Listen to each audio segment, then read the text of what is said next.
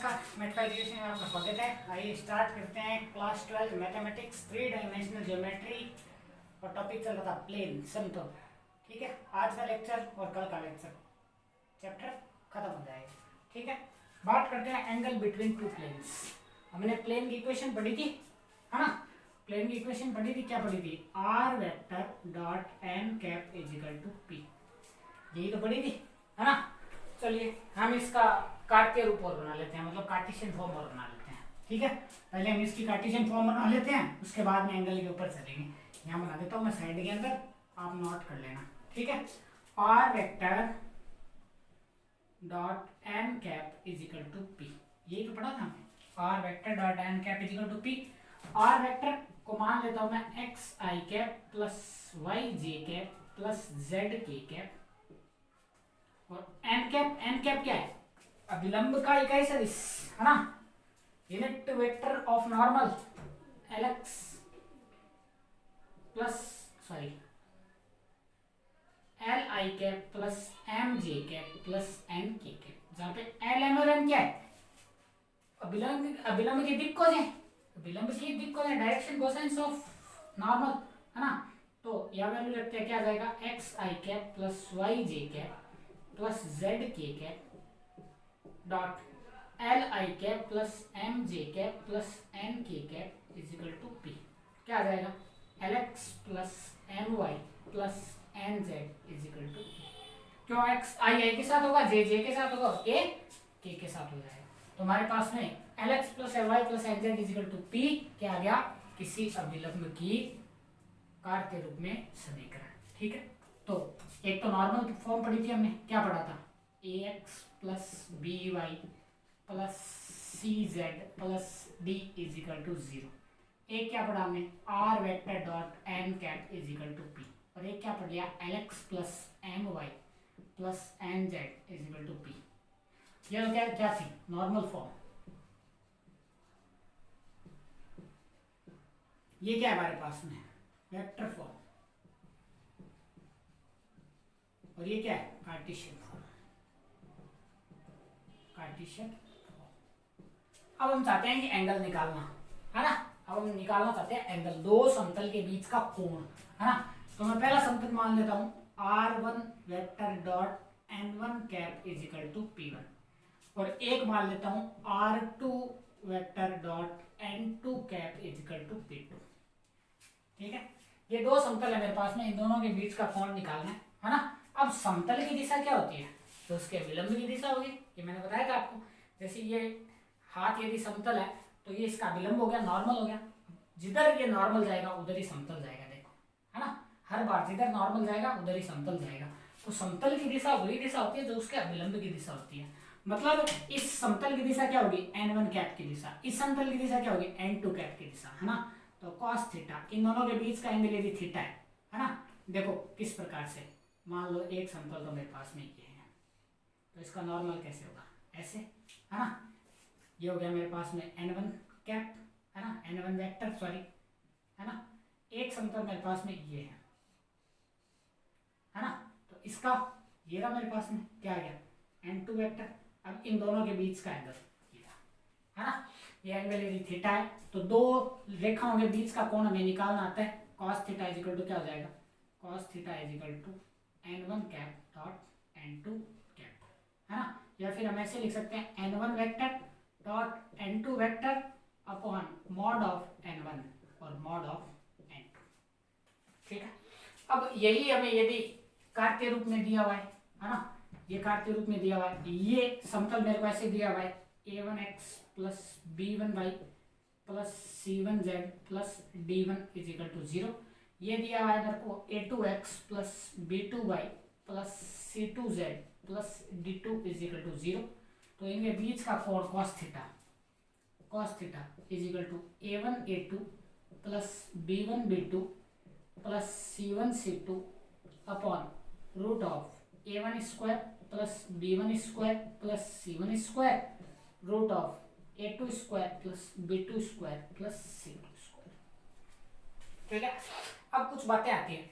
यदि ये दोनों समतल समांतर हो तो क्या होगा, और यदि ये दोनों लंबवत हो तो क्या होगा, है ना।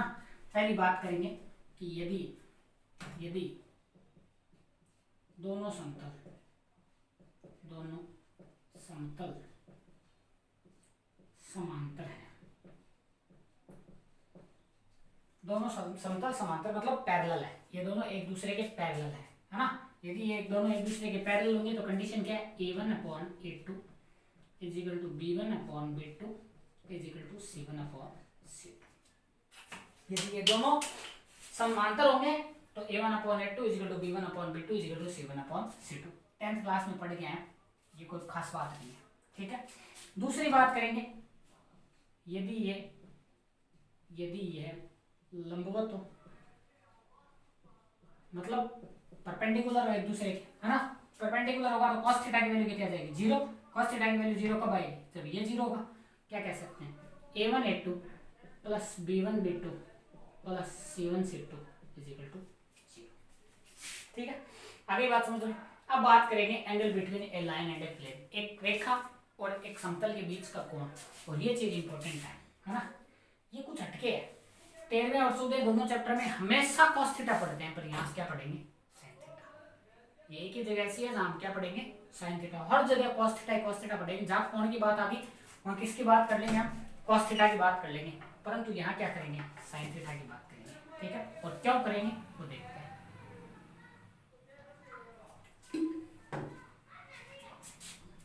मान लो मेरे पास ये कोई समतल है और ये इसका विलंब है n1 वेक्टर, ठीक है, या n वेक्टर ऐसे ले लेते हैं। क्या है मेरे पास में, ये कोई समतल है और जिसका मेरे पास में अभिलंब दिया हुआ है n वेक्टर, और ये एक रेखा है मेरे पास में, ये एक रेखा है ना, ये रेखा है, ये है मेरे पास में r vector is equal to a vector plus lambda b vector. मतलब इस रेखा की दिशा क्या होगी, इस रेखा की तो वही दिशा होगी ना जो b वेक्टर की दिशा होगी। मुझे क्या चाहिए, मुझे एक समतल और एक रेखा के बीच का कोण चाहिए। ये कोण यदि मैं थीटा मान लूं तो ये कितना बच गया मेरे पास में, 90 माइनस थीटा। ये कोण यदि थीटा है तो ये कोण कितना है मेरे पास में, 90 माइनस थीटा, है ना। तो cos 90 माइनस थीटा कितना आ गया, cos 90 minus theta is equal to, इसकी दिशा क्या है, b वेक्टर की, इसकी दिशा क्या है, n वेक्टर की, n vector dot b vector upon mod of n vector mod of b vector, ठीक है। cos 90 माइनस थीटा क्या होता है, sin थीटा। इस बात का विशेष ध्यान रखना, यहाँ बहुत जगह उलझ जाते हैं। छोटा सा क्वेश्चन होता है, 1 नंबर 2 नंबर कैसे भी दे सकता है, 5 नंबर में भी दे सकता है, अर्धवार्षिक में तो बहुत बार आता है। बच्चे क्या करते हैं, cos थीटा निकालते हैं, कोण देखते क्या निकालते हैं, cos थीटा, है ना। जब ये निकालना क्या होता है, sin थीटा होता है ना। तो ये थी हमारे पास में बात, ठीक है। अब मान लो इस रेखा की समीकरण हमें कार्तीय रूप में दिया हुआ है, कैसे दिया हुआ है, x minus x1 upon L1 is equal to y minus y1 upon M1 is equal to z minus z1 upon N1 is equal to lambda, ठीक है। इसकी दे दी हमें, है ना। और ये भी हमें क्या दिया हुआ है, ये भी हमें क्या दिया हुआ है, कार्तीय रूप में दिया हुआ है। कार्तीय रूप में क्या आ जाएगा, Lx ऐसे मान लेते हैं, है ना, ax प्लस, चलो इसको ले लेते हैं, Lx plus My plus Mz is equal to p, और इसको ले लेते हैं x minus x1 upon a, जो हमेशा पढ़ के आते थे b और c, ऐसे ले लेते हैं, ठीक है। तो इनके वो बीच का कोण sin theta is equal to क्या आ जाएगा मेरे पास में, al plus bm plus cm upon root of a square plus b square plus c square root of l square plus m square plus n square. आगे बात समझ में, हाँ। अब इसके बाद में बात करेंगे कि ये रेखा और ये समतल समांतर कब होंगे, और ये रेखा और ये समतल लंबवत कब होंगे, है ना। तो पहली बात, समांतर कब होंगे, है ना। ये रेखा और ये समतल समांतर कब होंगे, समांतर होंगे, इसका मतलब theta is equal to 0, sin theta is equal to 0, क्या आ जाएगा, al plus bm plus cm बराबर 0। भाई ये 0 कब होगा, थीटा 0 हो जाएगा तो sin थीटा 0 हो जाएगा, है ना। sin 0 की वैल्यू कितनी, 0। ये 0 कब होगा, जब ये वाला 0 का, है ना। दूसरी बात, लंबवत लंबवत। एक रेखा और एक समतल परपेंडिकुलर कब होंगे, लंबवत कब होगा, लंबवत कब होंगे, ए बट्टा एल इजिकल टू बी बट्टा एम इजिकल टू सी बट्टा एन। ठीक है, तो ये हो गई हमारे पास में थ्योरेटिकल बात। ठीक है, और अगले वीडियो के अंदर हम बात करेंगे इसके न्यूमेरिकल की। ठीक है, ये फॉर्मूले आपको याद करने, इस बात को विशेष ध्यान रखना है कि एक रेखा और एक प्लेन के बीच का एंगल जब निकालेंगे, एक रेखा एक लाइन और एक प्लेन के बीच का एंगल निकालेंगे तो किसकी बात करेंगे, साइन थीटा की। बाकी सभी जगह कॉस थीटा की बात करेंगे, बस एक ही जगह जहाँ हम साइन थीटा की बात करेंगे। ठीक है, थैंक यू।